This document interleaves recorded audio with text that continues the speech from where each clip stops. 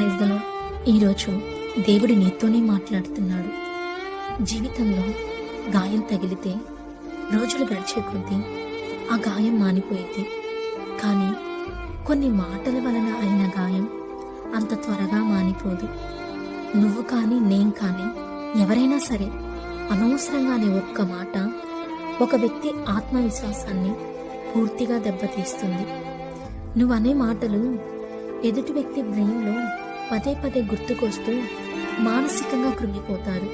బైబిల్లో సామెతలు 12వ అధ్యాయం 18వ వచనంలో కత్తిపోట్లు వంటి మాటలు పలుకువారు కలరు, అయితే జ్ఞానుల నాలుక ఆరోగ్యం ఇచ్చును.